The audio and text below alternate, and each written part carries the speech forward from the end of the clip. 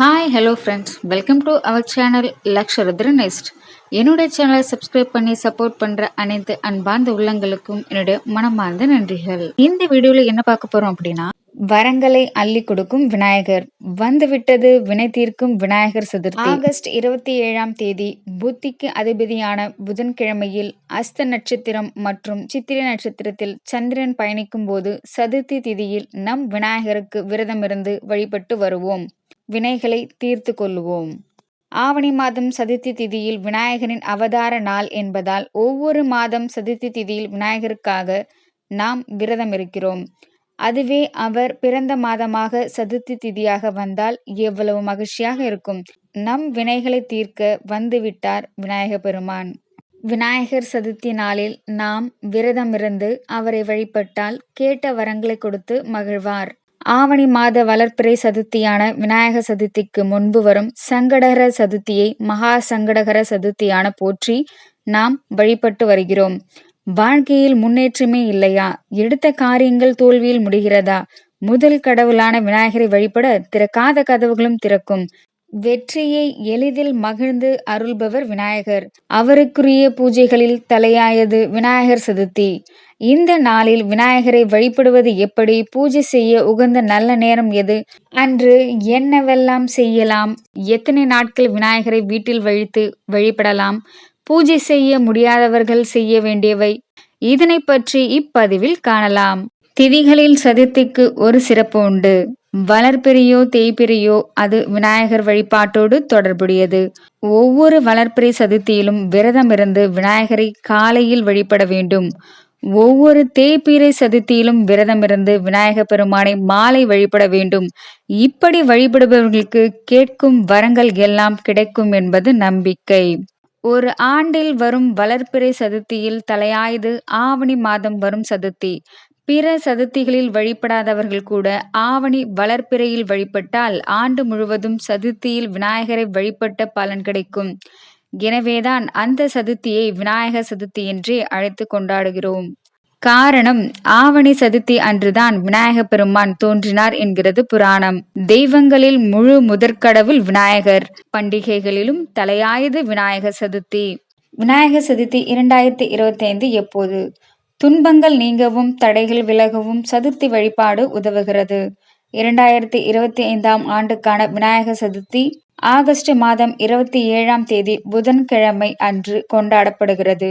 ஞானத்தின் ஓம்கார வடிவமாக திகழும் விநாயக பெருமானின் சதுர்த்தி இம்முறை புத்திகாரகன் என அழைக்கப்படும் புதன்கிழமையில் வருவது விசேஷமானதாக கருதப்படுகிறது. 2025ஆம் ஆண்டு ஆகஸ்ட் 26ஆம் தேதி நண்பகல் 2:22 மணி முதல் ஆகஸ்ட் 27ஆம் தேதி மாலை 3:52 மணி வரை சதுர்த்தி திதி உள்ளது. அதன் பின் பஞ்சமி திதி தொடங்குவதால் முன்னதாகவே விநாயக சதுர்த்தி வழிபாடு செய்துவிட வேண்டும். விநாயகர் சதுர்த்தியில் நல்ல நேரம் காலை 9:15 மணி முதல் 10:15 மணி வரை இருக்கிறது. யமகண்டம் காலை 7:30 மணி முதல் 9 மணி வரை இருப்பதாலும் மதியம் 12 மணி முதல் 1 வரை ராகு இருப்பதாலும் அந்த நேரங்களை தவிர்த்து மற்ற நேரங்களில் விநாயகர் பூஜை செய்யலாம். அதன்படி காலை 9:01 முதல் 11:59 வரையும் நண்பகல் 1:31 முதல் மாலை 3:52 வரை விநாயகரை வழிபட உகந்த நேரமாக கருதப்படுகிறது. மாலை 3:52க்கு மேல் பஞ்சமி திதி தொடங்குவதால் அதற்கு முன் இருக்கும் சதுர்த்தி திதியில் விநாயகரை வணங்கி மகிழலாம். விநாயகர் வழிபாடு. விநாயகர் சதுர்த்தியான ஆகஸ்ட் 27ஆம் தேதி காலையில் அஸ்தம் நட்சத்திரமும் சித்திரை நட்சத்திரமும் இருக்கிறது. காயத்ரி தேவி, சக்கரத்தாழ்வார் ஆகியோரின் ஞானம், வெற்றி, ஆன்மீகம், பாதுகாப்பு, தெய்வீக பலம் கிடைக்க விநாயக பெருமான் வழிபாடு மிக விசேஷமானது ஆகும். தடைகளை அகற்றி புதிய தொழில் தொடங்க நினைப்போர் இந்த நாளில் வழிபடுவது வாழ்க்கையில் வெற்றியை கொடுக்கும். விநாயகர் சதுர்த்தி நன்னாளில் களிமண் கொண்டு செய்யப்பட்ட விநாயகர் சிலையை வைத்து விநாயகருக்கு விருப்பமான கொழுக்கட்டை, லட்டு போன்றவை படைத்து வழிபடுவது நல்லது. மண் பிள்ளையார் ஏன்? பிடித்து வைத்தால் பிள்ளையார் என்பது ஆன்றோர் வாக்கு. சந்தனமோ சாணமோ மஞ்சளோ தூய மனதுடன் எடுத்து பிடித்து வைத்து மஞ்சள் குங்குமம் சாத்தி வணங்கினால் அதில் பிள்ளையார் ஆவணமாகி அருள் பாலிப்பார் என்பது நம்பிக்கை. எந்த பூஜை தொடங்கும் முன்னரும் மஞ்சளில் விநாயகர் பிடித்து வழிபட்டு அதன் பிறகே பிரதான பூஜையை தொடர வேண்டும் என்பது ஐதீகம். எனவே விநாயக சதுர்த்தி பூஜையிலும் மஞ்சள் பிள்ளையார் பிடித்து வழிபட வேண்டியது மிகவும் அவசியம். மஞ்சள் விநாயகரை வழிபட்ட பின் பிரதான பூஜையாக களிமண்ணால் ஆன விநாயகரை வழிபட வேண்டும். வீட்டில் விநாயகர் விக்கிரகம் வைத்திருப்பவர்கள் கூட இந்த நாளில் புதிதாக களிமண் விநாயகர் வாங்கி வழிபடுவது விசேஷம். விநாயகரே எளிமையானவர். அரச மரத்தடியிலும் ஆற்றங்கரையிலும் எழுந்தருளி இருப்பவர்.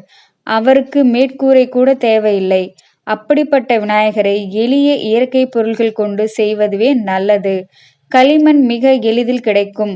பிற பொருள்களை கொண்டு செய்யப்படும் விநாயகரை பூஜைக்கு பின் கரைப்பதிலும் சிக்கல்கள் உள்ளன.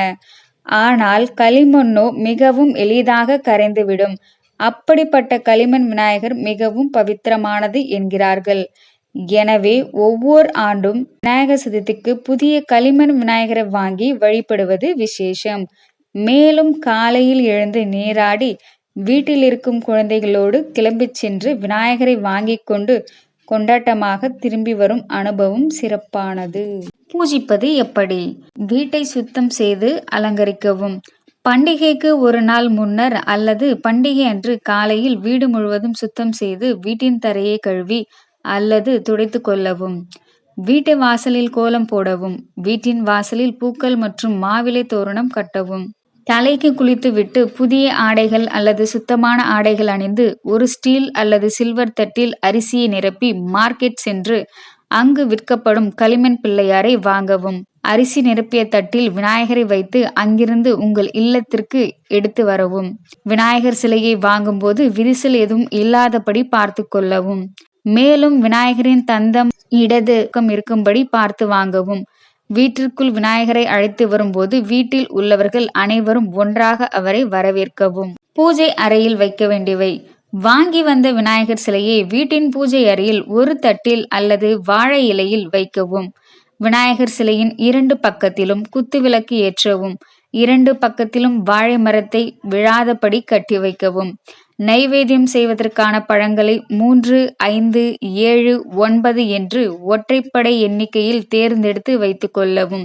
பூஜைக்கு பயன்படுத்தக்கூடிய பூக்களையும் ஒற்றைப்படை எண்ணிக்கையில் எடுத்துக்கொள்ளவும்.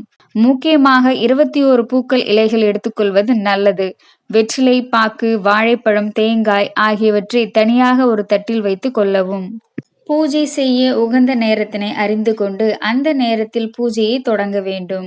முதலில் மஞ்சளில் ஒரு விநாயகரை பிடித்து அதற்கு பின் வரும் மந்திரங்களை சொல்லி மலரும் அட்சதையும் சமர்ப்பிக்க வேண்டும். இந்த மந்திரங்களை சொல்லி அர்ச்சனை செய்ய வேண்டும். பிறகு அந்த மஞ்சள் பிள்ளையாருக்கு பழம், வெற்றிலை, பாக்கு நைவேத்தியம் செய்ய வேண்டும்.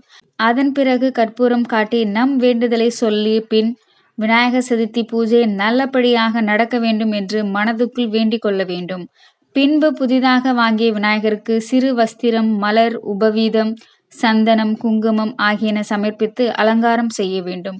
பிறகு விநாயகர் அஷ்டோத்திரம் அறிந்தவர்கள் மலர்கள், அருகம்பூ முதலியன கொண்டு விநாயகருக்கு அர்ச்சனை செய்து வழிபட வேண்டும். அறியாதவர்கள் விநாயகர் அகவல் பாடி ஒவ்வொரு வரி முடிவிலும் மலர் சாத்தி அர்ச்சனை செய்ய வேண்டும். விநாயகருக்கு மோதகம் செய்து நைவேத்தியம் செய்வது விசேஷம். இயலாதவர்கள் வீட்டில் நாம் உண்ணும் உணவையே நைவேதித்து வழிபட்டால் போதுமானது. பின்பு கற்பூர ஆர்த்தி காட்டி விநாயகர் பூஜையை நிறைவு செய்யலாம். விரதம். விநாயகர் சதுர்த்தி அன்று காலை முதல் பூஜை முடியும் வரை விரதம் இருப்பது மிகவும் நல்லது. இதனை ஒரு பொழுது என்று கூறுவர். தண்ணீர் கூட பருகாமல் விரதம் இருக்கலாம். விநாயகருக்கு உகந்த பூக்கள், இலைகள், பழங்கள், ரோஜா, சாமந்தி, மல்லிகை போன்ற மலர்களை பூஜையில் வைத்து வழிபடலாம். குறிப்பாக விநாயகருக்கு பிடித்தமான அருகம்புல் பூஜையில் அவசியம் இருக்க வேண்டும். கொய்யா, மாதுளை, ஆப்பிள், அன்னாச்சி, ஆரஞ்சு போன்ற பழங்களை விநாயகருக்கு படைக்கலாம். வேர்க்கடலை, சோளம், கரும்பு போன்றவற்றையும் விநாயகருக்கு உகந்தது. விநாயகருக்கான படையல்கள். கடவுளுக்கு அளிக்க வேண்டிய நைவேத்தியம் அல்லது உணவு மிகவும் முக்கியத்துவம் வாய்ந்தது. விநாயகருக்கு பிடித்தமான லட்டு, மோதகம், கொழுக்கட்டை, சுண்டல், அவல் போன்றவை நைவேத்தியம் படைக்கலாம். இவை அனைத்தையும் தயார் செய்த பிறகு சுபமுகூர்த்த நேரத்தில் விநாயகருக்கான பூஜையை தொடங்கலாம்.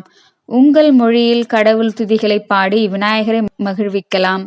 108 முறை விநாயகர் நாமத்தை துதிக்கலாம். இறுதியாக ஆரத்தி காண்பித்து பூஜை முடிக்கலாம். விநாயகருக்கு படைத்த உணவை உண்பதற்கு முன் சிறு அளவு உணவை காகத்திற்கு வைக்கலாம். பிறகு உங்கள் வீட்டில் உள்ளவர்கள், அக்கம் பக்கத்தினர் மற்றும் நண்பர்களுக்கு இனிப்புகளை வழங்கலாம். பிறகு அனைவரும் உணவு உண்டு மகிழ்ச்சியாக பண்டிகையை கொண்டாடலாம். எத்தனை நாட்கள் விநாயகரை வீட்டில் வைத்திருக்கலாம்? விநாயகர் சிலையை உங்கள் இல்லத்தில் 1 நாள் முதல் 7 நாட்கள் வரை வைத்திருக்கலாம். விநாயகர் சிலை வீட்டில் இருக்கும் ஒவ்வொரு நாளும் ஒவ்வொரு நெய்வேத்தியம் செய்து இறைவனுக்கு படைக்கலாம்.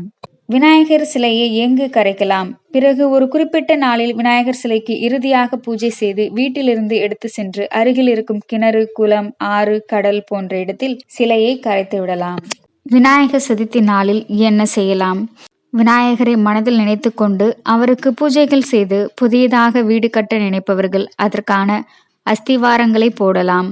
பூமி பூஜை செய்யலாம். புதிதாக படிக்க நினைப்பவர்கள் அவருடைய படிப்பை ஆரம்பிக்கலாம்.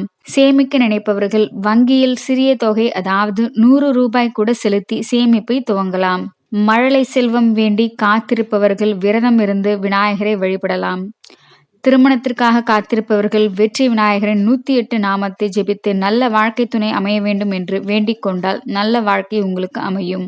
5 வருடங்களுக்கு மேல் குழந்தை பாக்கியம் இல்லாதவர்களுக்கு இந்த விநாயகர் சதுர்த்தி ஒரு வரப்பிரசாதம். இந்த நாளில் நீங்கள் விரதமிருந்து வேண்டிய வரங்களை கேட்டு பெற்றுக்கொள்ளலாம். குறிப்பாக குழந்தை வரம் கேட்டால் அடுத்த ஆண்டு மழலை செல்வத்தை கையில் கொடுப்பார் நம் விநாயகர். சதுர்த்தி தினத்தில் சந்திரன் கன்னி ராசியில் பயணிக்கிறார். புதனின் வீடான கன்னியில் அஸ்த நட்சத்திரத்திலும் சித்திர நட்சத்திரத்திலும் பயணிக்கும் இந்த வேளையில் பொருளாதார வசதி, பணவரவு, வீட்டில் பணம் பெருகுதல், செல்வம் அதிகரித்தல், அந்தஸ்து கூடுதல் போன்றவை உங்களுக்கு நடக்கும். விநாயகர் சதுர்த்தி அன்று விநாயகரை களிமண்ணால் செய்து வீட்டில் வைத்து அவருக்கு விருப்பமான உணவுகளை படைத்து மனதார அவரை வேண்டி விநாயகரின் மந்திரங்களை உச்சரித்து அருகம்புல் மாலை சாற்றி வாழ்க்கையில் எனக்கு தீராத துன்பங்கள் தீர்த்து வை விநாயகா என்று அவருடைய பாதத்தில் சரணாகதி அடைந்து ஓம் கம் கணபதியே நமக என்ற மந்திரத்தை 108 முறை சொல்லி அவரை பிடிபட்டால் கேட்கின்ற அனைத்தையும் கொடுப்பார் நம் வினை தீர்த்த விநாயகர். நன்மைகள்: விநாயகர் சதுர்த்தியில் பூஜை செய்வதனால் ஒருவரின் துயர் தீர்ந்து மகிழ்ச்சி பெருகும். விக்னங்கள் தீர்க்கும் விநாயகரை வழிபடுவதால் உங்கள் பிரச்சனைகள் விலகி நன்மை நடக்கும். ஆகவே ஒவ்வொரு ஆண்டும் இந்த விழாவை சிறப்பாக கொண்டாடுவதால் ஒரு நபரின் வாழ்வில் எல்லா வளமும் பெறலாம். ஒவ்வொரு மாதமும் சதுர்த்தி திதி அன்று விநாயகரை வழிபடலாம். என்றாலும் ஆவணி மாதம் வரும் வளர்பிறை சதுர்த்தி திதி மிகவும் சிறப்பான ஒரு நாளாகும். ஆகவே இந்த நாளில் விநாயகரை வழிபட்டு அனைவரும் எல்லா நலமும் வளமும் பெற வேண்டும். விநாயகர் சதுர்த்தி பூஜை செய்ய முடியாதவர்கள் என்ன செய்யலாம்?